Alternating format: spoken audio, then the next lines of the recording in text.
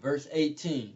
Now, when we get in verse 18, we're going to veer off just a little bit because I got to dive deep into this. And so bear with me for a little while.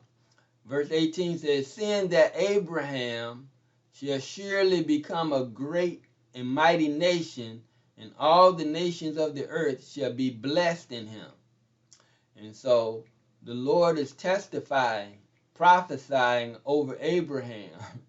Say, look, this whole earth gonna belong to you. Seeing Abraham shall surely become a great and mighty nation, and all the nations of the earth shall be blessed in him.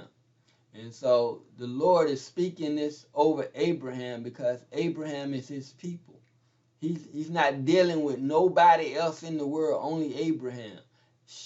Abraham shall surely become a great and mighty nation. But that's not going to happen until the Lord comes back. We're a people. We're as the sand of the sea. But we are still God's people. But we're in captivity right now. And that's what we've been in since the Lord chose us as his people, because we wouldn't obey.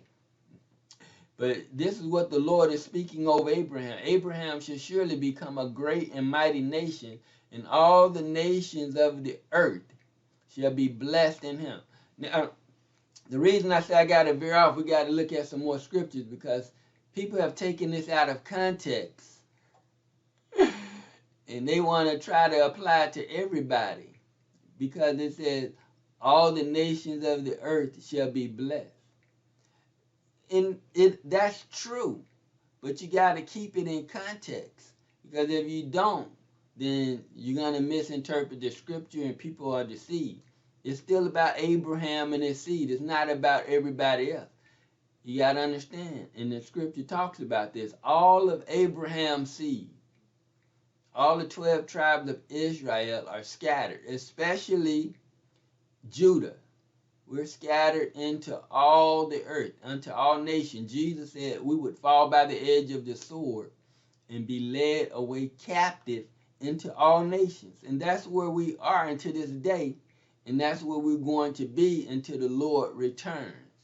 And so when the Lord told Abraham that all the nations of the earth shall be blessed,